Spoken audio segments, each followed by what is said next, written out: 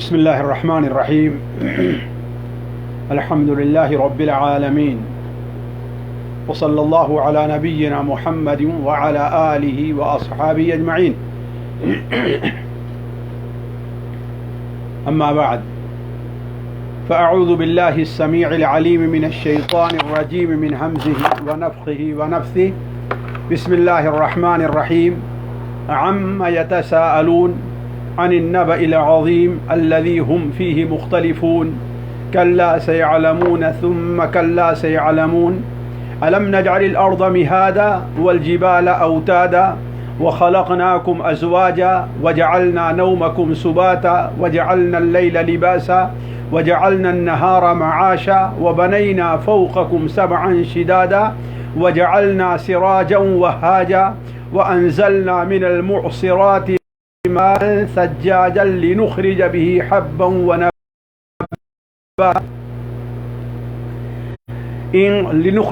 حبا ونباتا وجنات الفافا. پیارے بھائیو اور عزیز بہنوں، السلام علیکم ورحمۃ اللہ وبرکاتہ. یہ صورت جو مکی صورتوں میں سے ایک صورت ہے اور یہ صورت سورۃ النبأ یا عما یتساءلون کے نام سے جانی جاتی ہے.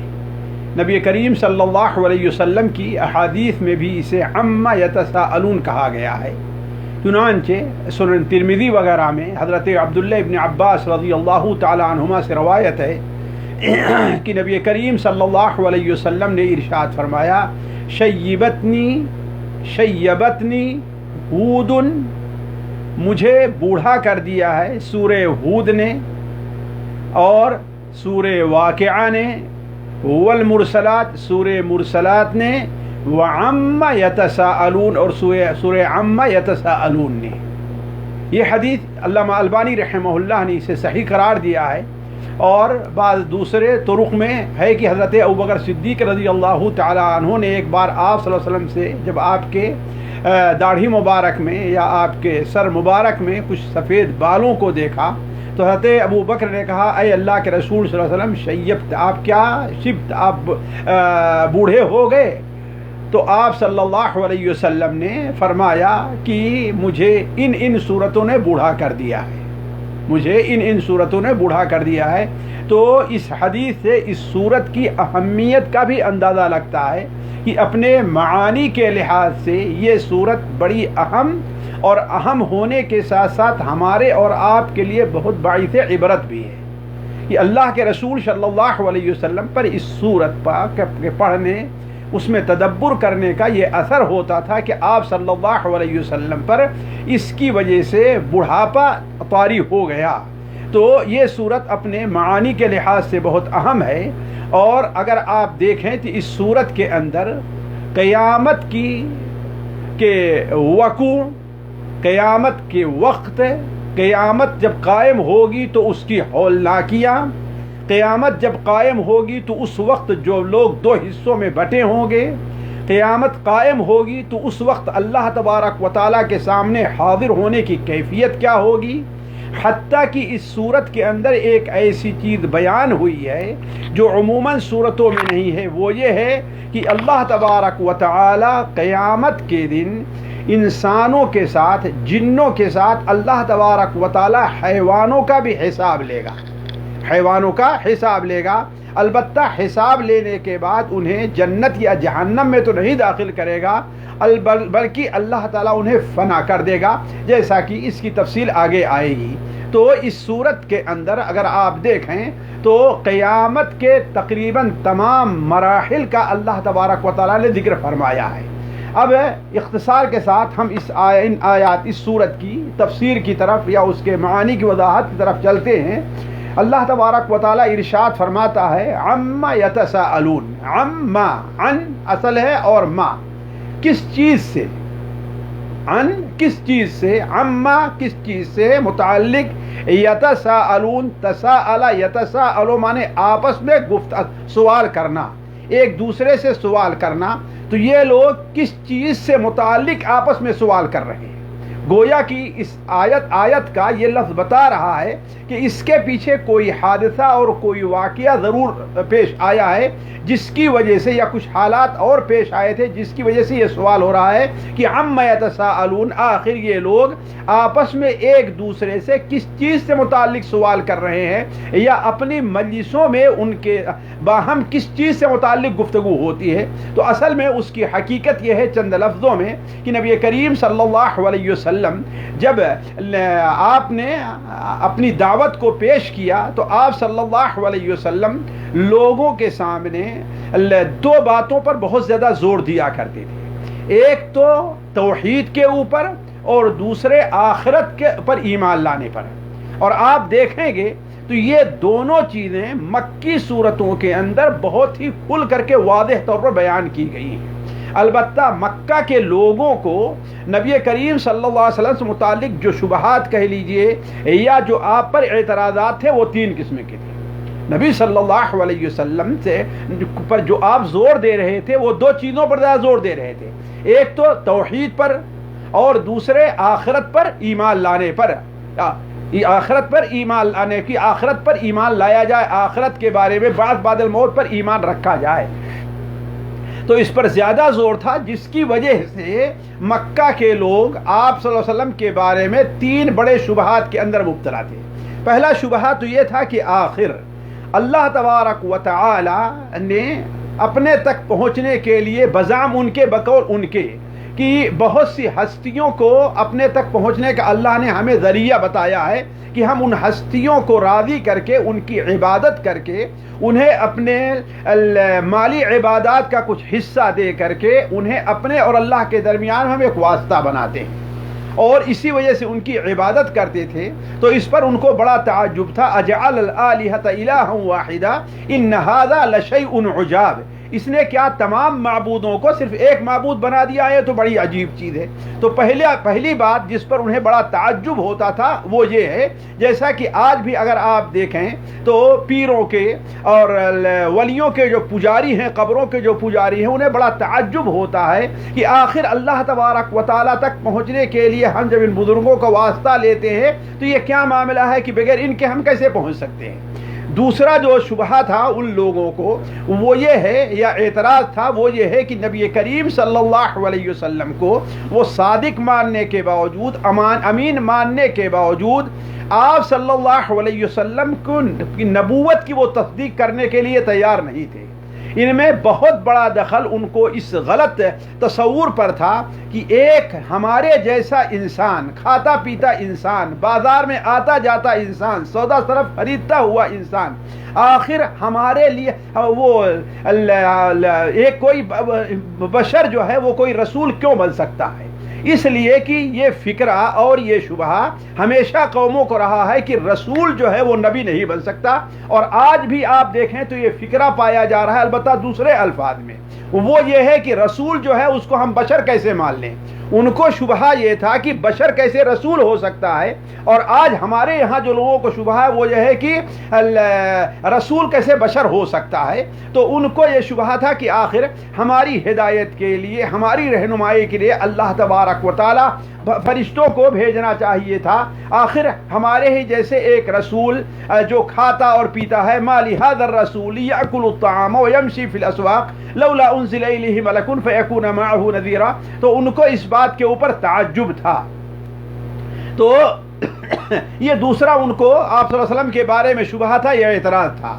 اور تیسرا اعتراض جو ان کا سب سے عجیب تھا، جو سب سے عجیب تھا اور سب سے زیادہ ان کے نزدیک باعث تعجب تھا، وہ یہ ہے کہ آخرت پر ہم جب ہم مر جائیں گے، سڑ گل جائیں گے، ہماری ہڈیاں نیست اور نابود ہو جائیں گی، ہمارے جسم کا کہیں پتہ نہیں رہے گا، تو آخر دوبارہ ہم اٹھائے کیسے جائیں گے؟ ہم دوبارہ اٹھائے کیسے جائیں گے؟ یہ تین شبہات تھے، اور تینوں میں یہ تیسرا شبہہ ان کے نزدیک بڑا اہم تھا۔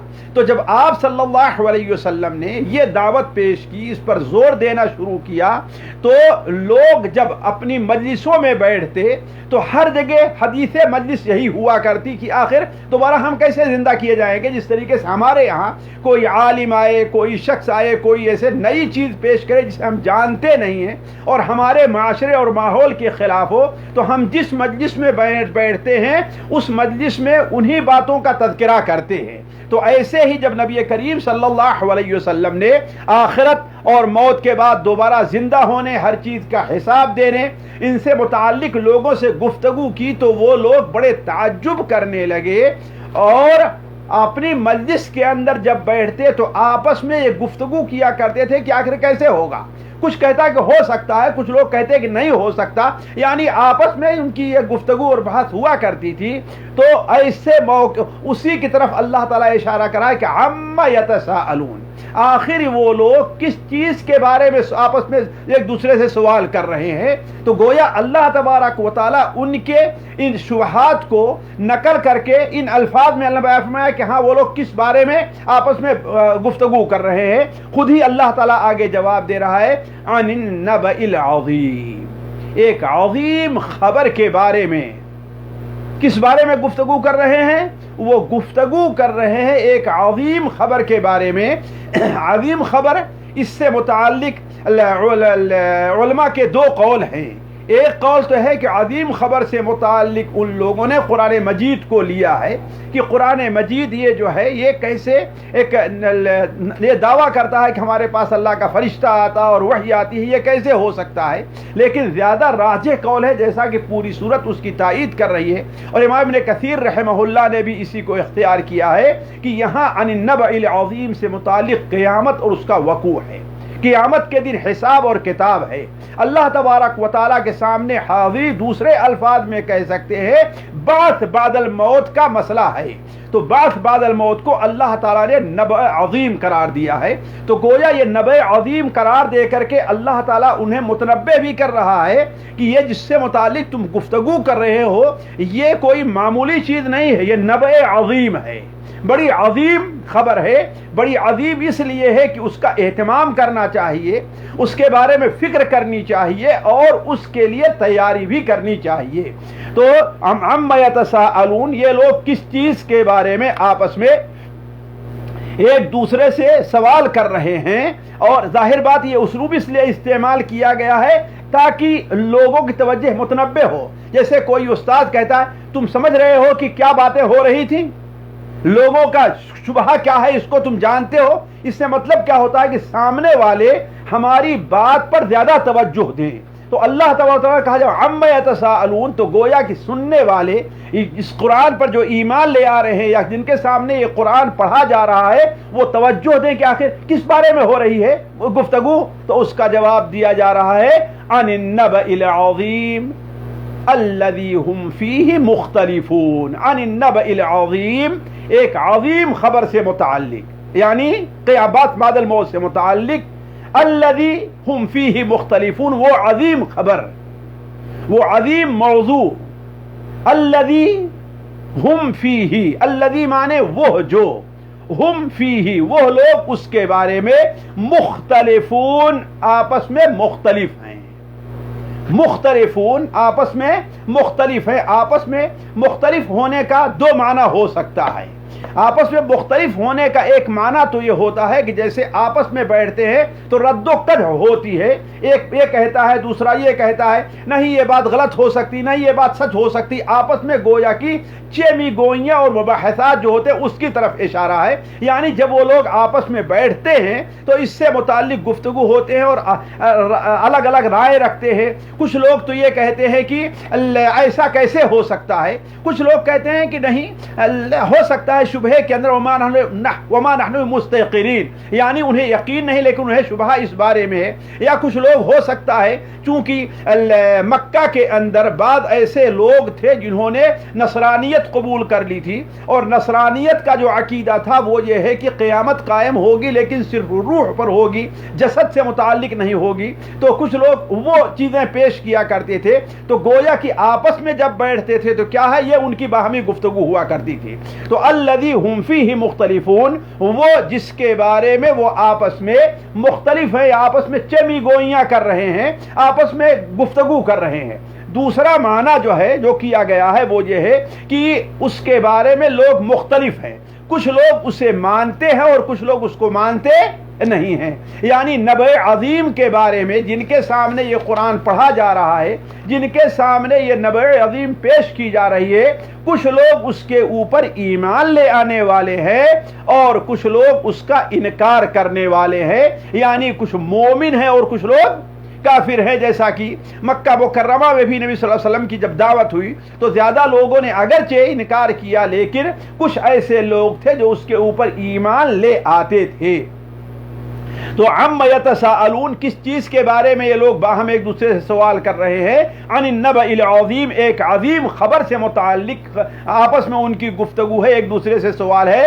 الذی هم فیہ مختلفون، وہ نبأ عظیم جس کے بارے میں ان میں باہم اختلاف ہے، کچھ لوگ اس کو مانتے ہیں اور کچھ لوگ اس کو مانتے نہیں ہیں. یا جس چیز کے بارے میں ان کے اقوال اور ان کی گفتگو آپس میں مختلف سمت اختیار کیے ہوئے ہیں. کلا سیعلمون، اب اللہ تبارک و تعالیٰ نے اتنا واضح کرنے کے بعد انہیں متنبہ کر رہا ہے، کس کو؟ جو لوگ اس کا انکار کرتے تھے، کہ وہ وقت دور نہیں ہے کہ تمہیں اس کا علم ہو جائے گا. کلا، ہرگز نہیں. یہ جانتے ہیں، یہ بار بار یہ لفظ آیا ہے، کبھی کلا، کبھی حقیقت یقیناً کے معنی میں بھی آتا ہے، اور کبھی ما سبق جو چیز ہے اس کے تردید کے بارے میں بھی آتا ہے. یعنی انہیں جو شبہہ ہے یا گفتگو جو سوال کر رہے ہیں انہیں ایسا نہیں کرنا چاہیے، بلکہ وہ وقت دور نہیں ہے کہ سیعلمون، وہ جان جائیں گے. ان قریب یعلمون، جان جائیں گے. کیا جان جائیں گے؟ یعنی قیامت کی حقیقت کو جان جائیں گے. جب کہ ان کی موت کا وقت آئے گا، ان کی روح قبض کرنے کا وقت آئے گا، تو فرشتے جب ان کی روح قبض کرنے کے لیے آئیں گے تب وہ اس کو اچھی طریقے سے وہ جان جائیں گے کہ ہمارا ساتھی یعنی نبی کریم صلی اللہ علیہ وسلم جو کچھ کہہ رہے تھے وہ حق تھا. تو کلا سیعلمون، گویا کہ انہیں علم یقینی وہاں پر حاصل ہو جائے گا. تو کلا سیعلمون، ہرگز نہیں، ان قریب وہ لوگ جان جائیں گے. ثم کلا سیعلمون، اس کی تاکید کے لیے گویا کہ مزید جان جائے گے اور یقیناً جان جاؤ گے. جیسے ہم لوگ بھی آپس میں گفتگو کرتے ہیں، یہ بات تمہارے سمجھ میں آ جائے گی اور اچھی طرح سے سمجھ میں آ جائے گی. یہی مفہوم، یہی اسلوب یہاں پر ہے. تو کلا سیعلمون، یقیناً وہ لوگ اس کو جان جائیں گے کہ اللہ تعالیٰ کے سامنے حاضر ہونا حق ہے، اپنے جو کچھ ہم کر کے آئے ہیں اس کا جواب دینا حق ہے، جنت حق ہے اور جہنم حق ہے، اور اللہ تبارک و تعالیٰ کے سامنے پیشی حق ہے، برحق ہے. تو کلا سیعلمون، یقیناً وہ لوگ جان جائیں گے. ثم کلا سیعلمون، پھر ہرگز نہیں، یقیناً وہ لوگ جان جائیں گے. یہاں تک تو اللہ تبارک و تعالیٰ نے ان کے جو باہمی اختلاف تھا اس کے اوپر اللہ تبارک و تعالیٰ نے ان کی تردید کرتے ہوئے اس کو واضح کیا کہ نہیں، محمد صلی اللہ علیہ وسلم جو بات کہہ رہے ہیں وہ حق ہے، اس کے بارے میں کسی شبہے کی گنجائش نہیں ہے. اگر شبہہ کر رہے ہو تو وقت دور نہیں کہ تمہیں اس کا علم ہو جائے گا کہ جو محمد صلی اللہ علیہ وسلم جو کہہ رہے تھے، جس کی دھمکی تمہیں دے رہے تھے، وہ حق ہے. اب اس کے بعد سے اللہ تبارک و تعالی عقلی دلیلیں کائنات کی، جس کو وہ ہمیشہ مشاہدہ کرتے تھے، جس کو وہ دیکھتے تھے، جس کے اوپر ایمان لاتے تھے، اور جس کا اصل خالق اور مالک وہ اللہ تبارک و تعالیٰ کو سمجھتے تھے، جس کا اصل خالق اللہ تعالیٰ کو، انہی کائنات کا اللہ تبارک و تعالیٰ حوالہ دے کر کے ان سے کہہ رہا ہے کہ ان کے اوپر غور تم نہیں کرتے. جو خالق اتنا عظیم ہے کہ اتنی عظیم مخلوقات کو پیدا کر سکتا ہے اور اس وقت پیدا کر سکتا ہے کہ اس کی کوئی مثال موجود نہیں تھی، تو اب دوبارہ تم لوگوں کو پیدا کرنا یہ اس کے اوپر کوئی بھاری نہیں ہے.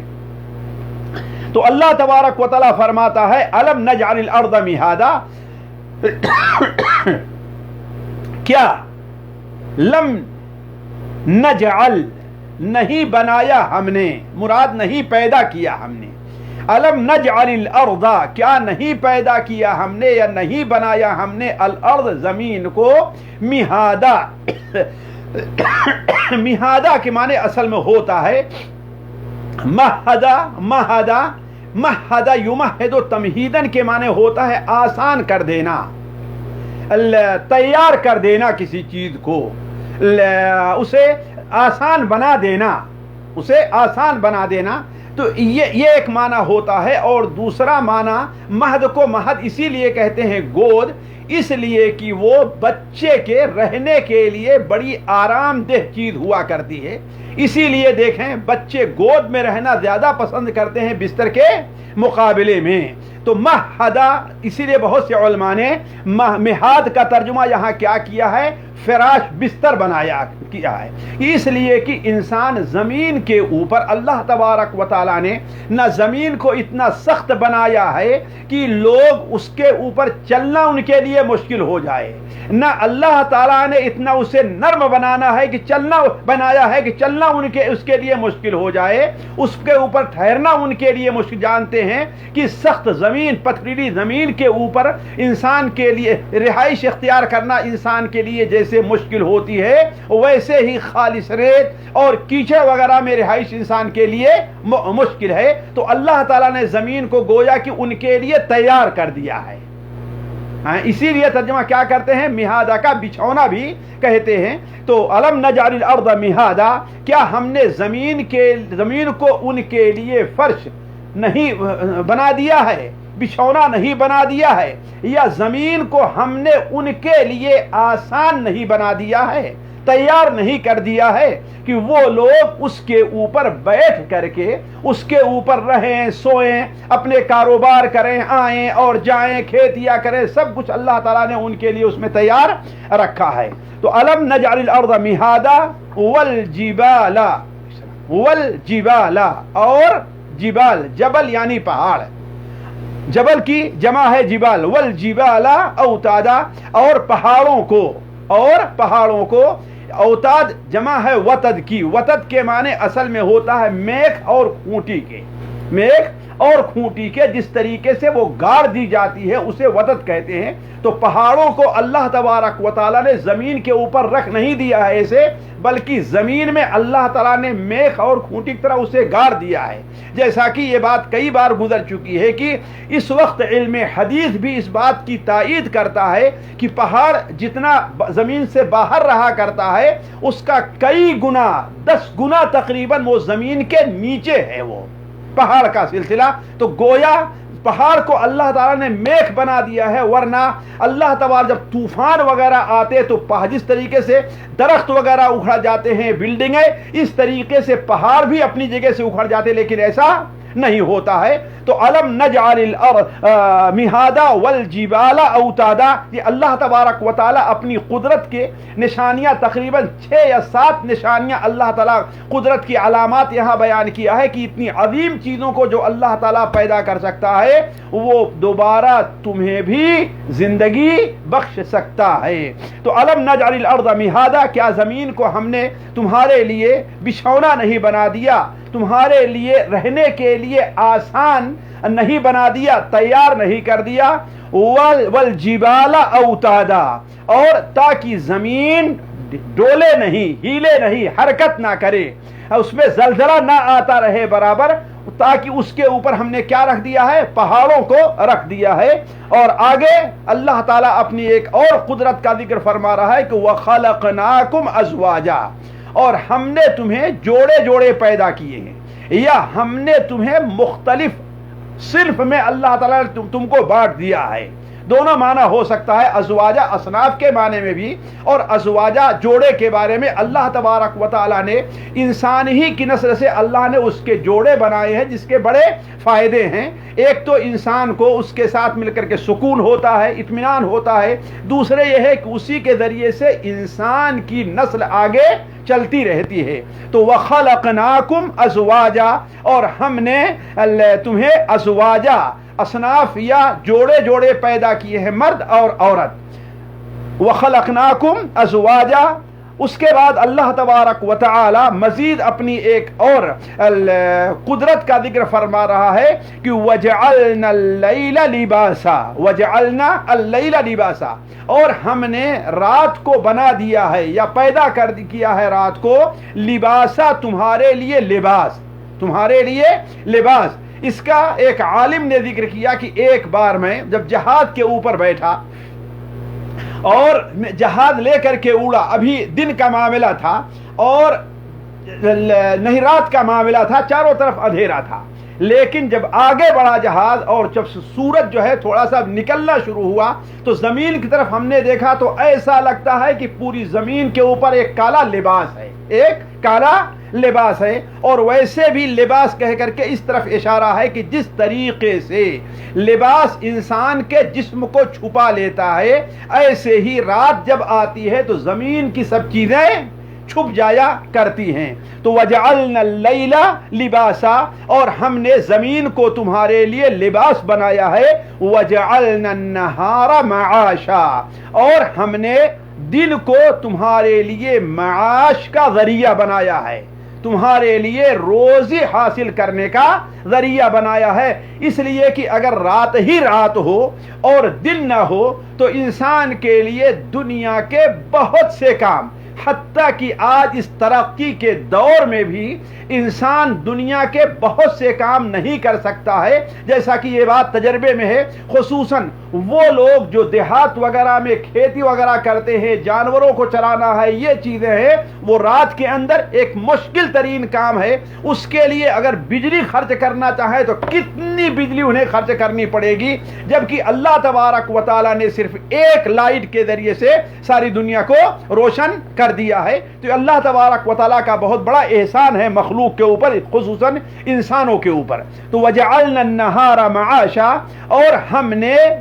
آسمان کو بنایا ہے تمہارے لیے کیا, معاشا, روزی حاصل کرنے کا ذریعہ, اپنی معاش کو حاصل کرنے کا ذریعہ. یہ بھی کہتے ہیں کیا, اللہ پوچھ رہا کیا, یعنی کیا ہم نے زمین کو تمہارے یا دن کو تمہارے لیے ایسا نہیں بنایا ہے؟ جواب ہوگا یقیناً بنا ہے. وَبَنَيْنَا فَوْقَكُمْ سَبْعًا شِدَادًا, اب تک کی جن اللہ تعالیٰ نے جن کائنات کا ذکر فرمایا تھا ان کا تعلق کیا ہے, وہ روئے زمین سے تھا. اب آگے جو اللہ تعالیٰ بیان فرما رہا ہے وہ کیا ہے, عالم علوی سے ہے تقریباً. اللہ تعالیٰ فرماتا ہے وَبَنَيْنَا فَوْقَكُمْ سَبْعًا شِدَادًا, اور ہم نے تمہارے اوپر سبعن, 7 بنایا ہے, یعنی 7 آسمان, شدادن, جو بڑے قوی ہیں, بڑے مضبوط ہیں. اتنے مضبوط ہیں کہ اللہ تبارک و تعالی نے آج ہزارہ لاکھاں سال اللہ تعالیٰ نے پہلے بنا دیے ہیں ان آسمانوں کو, اور آج تک اس کے اندر کوئی خلل واقع نہیں ہوا. جیسا اللہ تعالیٰ فرماتا ہے وَالسَّمَاءَ بَنَيْنَاهَا بِأَيْدٍ, ہم نے آسمان کو بنایا ہے بڑی قوت سے, بڑی طاقت سے بنایا ہے. تو سبعن شدادہ کہہ کر کے آسمان کی گویا کی اولاً تو اس کی موٹائی کی طرف اشارہ ہے, دوسرے آسمان کی پختگی کی طرف اشارہ ہے. جیسا کہ ایک حدیث میں آتا ہے کہ یہ 7 آسمان جو ہیں, ایک آسمان کی جو موٹائی ہے, سمک ہے, وہ 500 سال ہے. حالانکہ اس حدیث کے اوپر کلام ہے, لیکن اس سے اندازہ لگتا ہے کہ اس آیت سے بھی کہ آسمان کو اللہ نے کتنا مضبوط اور کتنا قوی بنایا ہے. تو وَبَنَيْنَا فَوْقَكُمْ سَبْعًا شِدَادًا وَجَعَلْنَا سِرَاجًا وَهَّاجًا, سراج کے معنی ہوتا ہے چراغ کے, وہاجا کے معنی ہوتا ہے دہکتا ہوا, جس کے اندر روشنی بھی ہو اور اس کے اندر گرمی بھی پائی جائے. اصل میں یہ وہاج ہے. اور آپ جانتے ہیں سورج جو ہے اس کے اندر جو ہے روشنی بھی ہے اور تپش اور گرمی بھی ہے. تو وجعلنا سراجا وہاجا, اور ہم نے دہکتا ہوا ایک چراغ بنایا ہے. اس بعد علماء نے تفسیر کیا ہے ہم نے خوب روشن ایک چراغ بنایا ہے, لیکن اصل میں جو وہاجا کا اصل معنی آتا ہے وہج, اس کے معنی کیا ہے, جس کے اندر گرمی اور دہکنا پایا جائے. تو وجعلنا سراجا وہاجا, اور یہ بات بتانے کی نہیں ہے کہ سورج کی گرمی کتنی تیز ہے, اندازہ لگائیں. آج یعنی کتنے لاکھ میل, 1-2 لاکھ نہیں, کتنے لاکھ میل اوپر آسمان سورج ہم سے ہے, لیکن آج بھی خاص طور پر آج کل آپ لوگ اندازہ لگا لیں کہ اگر ہم جیسا کمزور آدمی جو باہر نکلنے کا عادی نہیں ہے, اگر کپڑا پہنے ہوئے بھی, سر کے اوپر اپنا یہ رومال وغیرہ لیے ہوئے بھی, اگر آدھا گھنٹہ اسے دھوپ میں کھڑا کر دیا جائے تو شاید اس کا جینا مشکل ہو جائے کہ قدر گرم ہے سورج اتنے اونچے ہونے کے باوجود بھی، اور اگر سورج تھوڑا سا نیچا ہوتا تو اس کو انسان کیسے برداشت کر سکتا؟ تو یہ اللہ تعالیٰ کی نعمت ہے ہمارے اور آپ کے اوپر کہ اللہ تعالیٰ نے اس سورج کو ہمارے لیے روشنی کا ذریعہ بھی بنایا ہے، اور اسی کے ساتھ ساتھ اللہ نے سورج کو گرم اس لیے رکھا ہے کہ اگر یہ گرمی نہ ہو تو بہت سے ایسے پھل ہیں جن کے اندر لذت نہ پیدا ہو۔ یہاں قریب کی مثال یہ کھجور ہے، اگر سخت گرمی نہ ہو یا تپش نہ ہو تو یہ کھجور پکے نہیں اور کھجور کے اندر اچھی لذت نہ آنے پائے۔ تو اللہ تبارک و تعالی نے اس سورج کی گرمی کو ہمارے اور آپ کے لیے بہت بڑی نعمت اور بہت بڑا خزانہ ہمیں اور آپ کو اللہ تعالیٰ عطا فرمایا ہے، جس کا بدل دنیا میں انسان کوئی نہیں پیدا کر سکتا، بلکہ سارے انسان مل کر کے جمع ہو جائیں اور پھر بھی تو سورج جیسی کوئی مخلوق کوئی پیدا نہیں کر سکتے۔ یہ تو وہ ہے جبکہ سورج اس دنیا سے اربعہ گنا بڑا بھی ہے، یہ بھی نہیں ہے کہ چھوٹا سا بڑا ہے، تھوڑا سا بڑا ہے، بلکہ سورج کتنا بڑا ہے اس کا بھی آپ اندازہ لگائیں۔ تو وجعلنا سراجا وہاجا، اور ہم نے چراغ بنایا ہے، دہکتا ہوا چراغ یا خوب روشن چراغ، دونوں ترجمہ ہو سکتا ہے۔ ہم نے خوب روشن چراغ بنایا۔ وَأَنزَلْنَا مِنَ الْمُعْصِرَاتِ مَاءً ثَجَّاجًا، وَأَنزَلْنَا مِنَ الْمُعْصِرَاتِ، اور ہم نے نازل کیا ہے، ہم نے نازل کیا ہے من المعصرات۔ معصرات اصل میں یہ عصرہ سے بنا ہے، جس کے معنی نچوڑنے کے ہوتا ہے، جس کے معنی نچوڑنے کے ہوتا ہے معصر اور معصرہ۔ معصرہ اصل میں اس اونٹنی کو کہتے ہیں، معصرہ اس اونٹنی کو کہتے ہیں کہ جو بالکل بچہ دینے کے قریب ہے لیکن ابھی بچہ دی نہیں ہے، یہ اصل میں اسی سے معصرات اس بدلی کو کہا جاتا ہے کہ جو بدلی بارش لے کر کے آتی ہے لیکن ابھی اس سے بارش پانی نکل نیچے نہیں آیا ہے، تو ایسی ہی بدلیوں سے اللہ تعالیٰ پانی نازل کرتا ہے۔ ماءً، ایسا پانی، ثجاجا، سجا یا سجو کے معنی ہوتا ہے یعنی جیسے دھکے دے کر کے یا زور سے پانی کا نکلنا، زور سے پانی کا نکلنا۔ تو گویا پانی جو بہ رہا ہے وہ موسلا دار اور بڑی تیزی کے ساتھ بارش ہو رہی ہے، یہ نہیں کہ چھوٹے ایسے چھینٹے پڑی اور چلا گیا۔ اس سے انسان کا کوئی خاص فائدہ نہیں ہے، بلکہ وہی انسان کے لیے مفید ہوتا ہے پانی۔ جبکہ پانی یہاں بھی دیہات میں لے کے پرانے لوگوں سے کہیں کہ سیل نہیں، سارے فائدہ نہیں، کہ اس سے کہ سیل نہیں ہے، یعنی ایسی بارش نہیں ہوئی جس سے پانی بہ چلتا، اس لیے کہ بہت قسم کا فائدہ، درختوں کا فائدہ اس پانی سے ہے جو بہ چلتا ہے اور وادیوں میں جمع ہو جاتا ہے، اور کھیتیوں کا فائدہ اس پانی سے ہے جو ہلکے ہلکے بارش ہوتی رہے، تو اسے کھیتیوں کا فائدہ ہے۔ تو دونوں کے اندر اللہ نے فائدے رکھے ہیں، لیکن جو یہ فائدہ ہے مان سجاجہ والا یہ بڑا عام ہے، اسے اللہ نے اس کا ذکر فرمایا ہے۔ تو وَأَنزَلْنَا مِنَ الْمُعْصِرَاتِ، اور ہم نے نازل کیا ہے معصرات، بدلیوں سے، ہم اس کا ترجمہ کیا کریں گے؟ بدلیوں سے، ماءً ثجاجا، ایسا پانی جو بڑی تیزی کے ساتھ نازل ہو رہا ہے، موسلا دار بارش ہے، تیزی سے نازل ہونے والا پانی ہم نے نازل کی، بارش ہم نے نازل کی ہے۔ لِنُخْرِجَ بِهِ حَبًّا وَنَبَاتًا، کیوں؟ تاکہ اس کے ذریعے سے ہم اگائیں، لِنُخْرِجَ بِهِ، تاکہ نکالیں اس کے ذریعے سے، حبًّا دانے، وَنَبَاتًا اور نبات گھاس وغیرہ۔ حبًّا یہ انسانوں کی غذا ہے، نبات یہ کس کی غذا ہے؟ حیوانوں کی۔ متاعا لکم ولانعامکم، تمہارے لیے بھی یہ سامان زیشت ہے اور تمہارے حیوانوں کے لیے بھی۔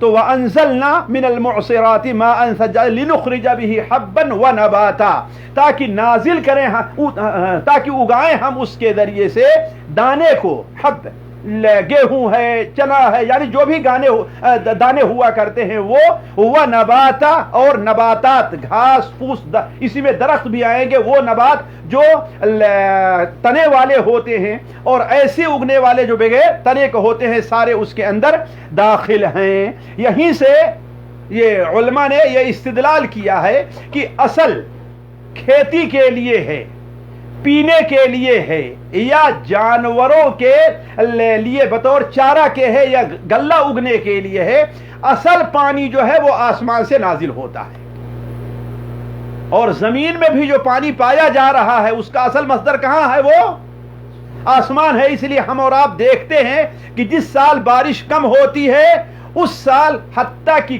کنویں بھی سوکھ جایا کرتے ہیں، اس میں پانی نہیں رہ جاتا. حالانکہ ہم کہتے ہیں کہ زمین میں پانی ہے، لیکن زمین میں اصل پانی کہاں سے آیا ہے؟ وہ آسمان سے. ایسے اللہ تعالیٰ وَأَنزَلْنَا مِنَ وَنَزَّلْنَا مِنَ السَّمَاءِ مَاءً بِقَدَرٍ فَأَسْكَنَّاهُ فِي الْأَرْضِ. ہم آسمان سے ایک مقدار میں پانی نازل کر کے اسے زمین میں رکھ دیتے ہیں. وَمَا أَنْتُمْ لَهُ بِقَادِرِينَ. دوسری جگہ ارشاد فرمایا تم اس کو اپنے طور پر جمع نہیں کر سکتے ہو. اللہ تعالیٰ کی قدرت ہے کہ اس کو جمع کر دیتا ہے.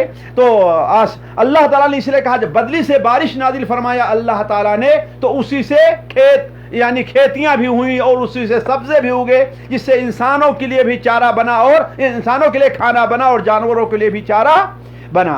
تو وَأَنزَلْنَا مِنَ الْمُعْصِرَاتِ مَاءً سَجْلٍ لِنُخْرِجَ بِهِ حَبًّا وَنَبَاتًا وَجَنَّاتٍ أَلْفَافًا. وَجَنَّات، جنات جمع ہے جنہ کی معنی باغچہ کے ہوتا ہے اور باغیں. الفافا لفا سے بنا ہے جس کے معنی کیا ہوتا ہے؟ ایک دوسرے سے ملا ہوا، بالکل گھنا، بالکل گھنا. تو ہم نے اگائے اس سے گھنے باغات، ہم نے اس سے گھنے باغات اگائے. کس سے؟ اس پانی سے. شیخ چلے وقت آئے گے 5 منٹ فوائد ذکر کر دیں جو ان آیات سے ہیں. دیکھیے آگے ان یوم الفصل کان میقاتا. اب جو قیامت کے وقوع کا جو ذکر چھیڑا ہے اللہ تعالیٰ، اب تک تو یہ دلیلیں اللہ تعالیٰ پیش کر رہا تھا ان پر کہ جو رب اتنی چیزوں پر قادر ہے وہ تم کو دوبارہ پیدا کرنے پر بھی قادر ہے. اب ان آیات سے ہم نے جو چند فوائد ہمیں اور آپ کو علمی یا تربیتی جو فوائد ہوتے ہیں ان میں 2-1 فائدے کے اوپر ہم اور آپ نظر رکھ لیتے ہیں، پھر اگلی مجلس ہوگی. دیکھیے پہلی چیز قیامت کی عظمت کہ اللہ تعالیٰ نے اسے نبأ عظیم قرار دیا ہے. نبأ عظیم قرار دیا ہے. یہاں سے 2 چیزوں پر غور کرنا چاہیے. ایک چیز تو یہ ہے کہ قیامت کے اوپر ایمان لے آنا یہ بڑی عظیم اور اہم چیز ہے. جو شخص قیامت کے اوپر ایمان نہیں لے آئے گا گویا کہ وہ شخص مومن نہیں ہے. اب قیامت کے اوپر ایمان، ایک ایمان اجمالی ہوتا ہے اور ایک ایمان تفصیلی ہوتا ہے. ہم سے آپ سے اصل مطالبہ صرف اجمالی ایمان کا نہیں ہے. اسی لیے آج بہت سے لوگ قیامت کے لیے تیاری کیوں نہیں کرتے ہیں؟ اس لیے نہیں کرتے ہیں کہ قیامت کے بارے میں انہیں تفصیلی علم نہیں ہے. جبکہ اللہ تعالیٰ کیا فرمایا تھا؟ عن النبأ العظیم، یہ بڑی عظیم چیز ہے. تو ہمیں اس پر توجہ دینی چاہیے کہ قیامت کی جو بڑی عظمت ہے اس کے بارے میں ہم غور فکر کریں، اس کے اوپر تفصیلی ایمان لانے کے لیے اور اس کے لیے تیاری کی ہمیں کوشش کرنی چاہیے. دوسری چیز اللہ تبارک و تعالیٰ کی آیات کونیہ اس سے مراد کیا ہے؟ یعنی اس کائنات کے اندر اللہ تعالیٰ جو بڑی بڑی عظیم مخلوقیں رکھی ہیں ان کے بارے میں غور اور فکر کرنا انسان کو ایمان کی طرف لے کر کے جاتا ہے. کیوں؟ اس لیے کہ انسان اگر عقل سے کام لے گا اور سوچے کہ جو اللہ تبارک و تعالیٰ اتنے آسمان اور اتنے قوی آسمان پیدا کر سکتا ہے، جو اللہ تبارک و تعالیٰ یہ عظیم سورج جس کے اندر کتنے فائدے ہیں کہ ہماری اور آپ کی چھوٹی عقل، ہمارا اور آپ کا چھوٹا علم ہے اسے اس کا احاطہ نہیں کر سکتا کہ اس سورج کے اندر کتنے فائدے اللہ تعالیٰ نے رکھے ہیں. اور اللہ تعالیٰ نے اس سورج کو ہم سے اتنی دور کیوں رکھا ہے ہم اس کے بارے میں فوائد کا، اس کی حکمت کا بھی اندازہ نہیں لگا سکتے. اور یہ دیکھیں کہ یہ سورج جس دن سے اللہ تعالیٰ نے پیدا فرمایا ہے اس کے طلوع ہونے کا جو وقت ہے ایک ہے، آج تک کبھی 1 سیکنڈ کی بھی اس میں تبدیلی واقع نہیں ہوئی. اس کے غروب ہونے کا جو معاملہ ہے وہ بالکل بے نہیں ہے، اس میں 1 سیکنڈ کی بھی تبدیلی نہیں ہوئی. آج سے 1000 سال پہلے، آج 3 جولائی ہے، 4 جولائی ہے، آج 4 جولائی ہو یا 3 جولائی ہو، آج جس وقت، جس منٹ، جس سیکنڈ کے اوپر سورج نکل رہا ہے اسی وقت سورج آج سے 1000 سال پہلے بھی نکلا ہے، 1000 سال بعد بھی اسی وقت نکلے، کوئی تبدیلی واقع نہیں ہوگی. یہ نظام دیکھیے اللہ تعالیٰ کتنا قبیل، ذالک تقدیر العزیز العلیم والی بات ہے.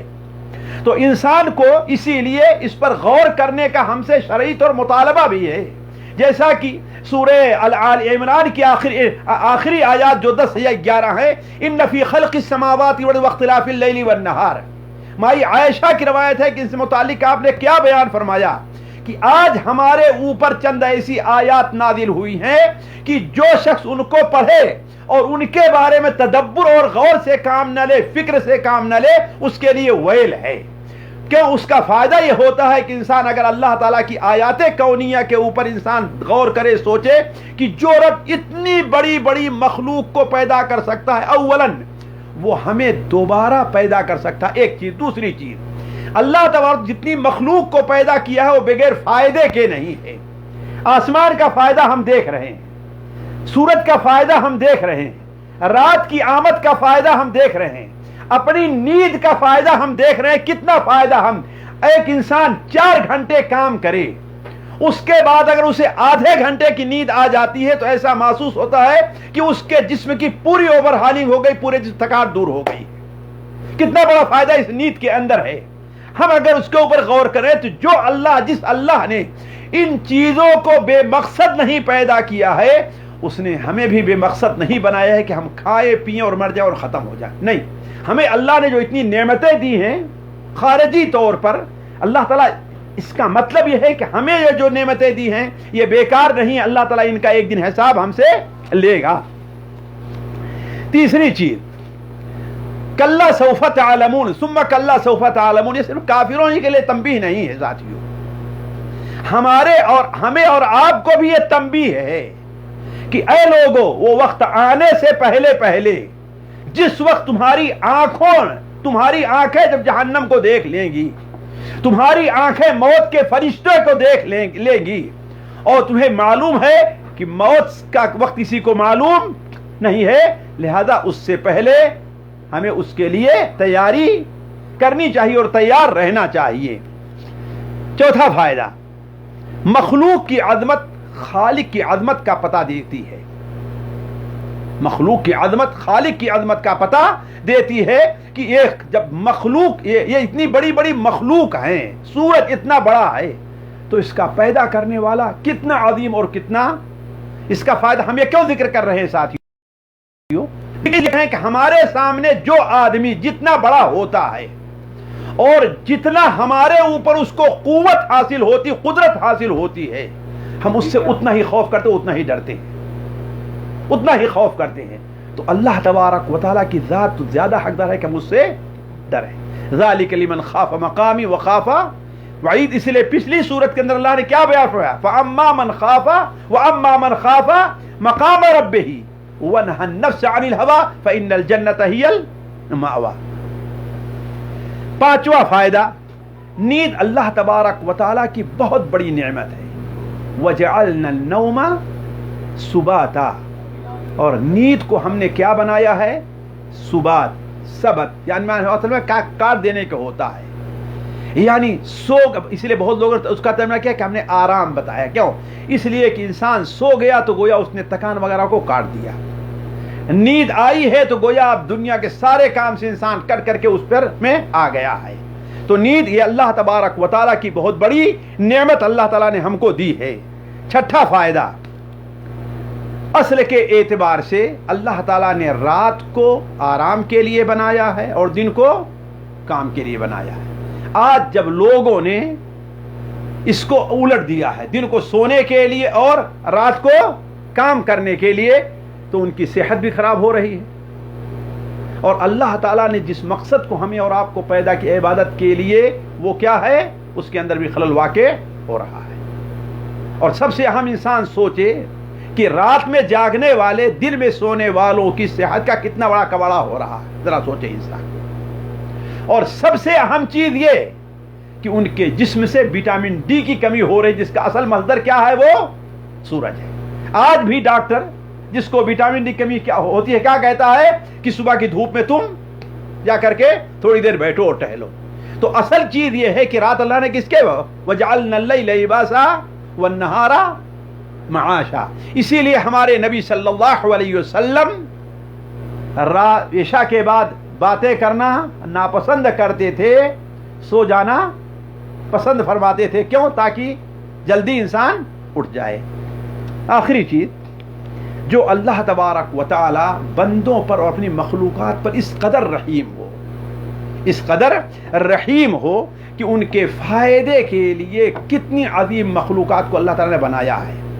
زمین سے ان کا کتنا فائدہ ہے، سورج سے ان کا کتنا فائدہ ہے، دن سے ان کا کتنا فائدہ ہے، رات سے ان کا کتنا فائدہ ہے. تمام جو 6-7 چیزوں کو اللہ نے ذکر کیا ہے، الم نجعل الارض مہادا والجبال اوتادا وخلقناکم ازواجا وجعلنا نومکم سباتا وجعلنا اللیل لباسا وجعلنا النہار معاشا وبنینا فوق. 9 چیزیں ہیں شاید ہے، آخر تک پڑھتے جائیے آپ، ہم گناتے جائیں تو وقت ہو جائے گا. یہ 9 نعمتیں اللہ تعالیٰ کی جو ملی ہیں، ظاہر بات ہے اس کا شکریہ بھی ہمارے اور آپ کے اوپر واجب ہے. جہاں یہ ہے کہ ان پر غور کر کے ہمیں آخرت پر ایمان ہے، وہی اس کا شکریہ بھی ہم سے شکریہ کا مطالبہ ہے. اللہ تعالیٰ سے دعا ہے کہ اللہ تعالیٰ ہم میں سے ہر شخص کو اپنی نعمتوں کا شکریہ ادا کرنے والا بنائے. والسلام علیکم ورحمۃ اللہ وبرکاتہ. السلام ورحمۃ اللہ وبرکاتہ. جزاکم اللہ خیر. یہ تھی ہماری مجلس جو اس سے بارے سے متعلق ساری تھی. تمام طلباء اور طالبات سے گزارش کی جاتی ہے کہ اس مجلس سے آپ خود بھی فائدہ اٹھائیں اور دوسروں کو بھی اس کی اطلاع دیتے رہیں. ان شاء اللہ تعالیٰ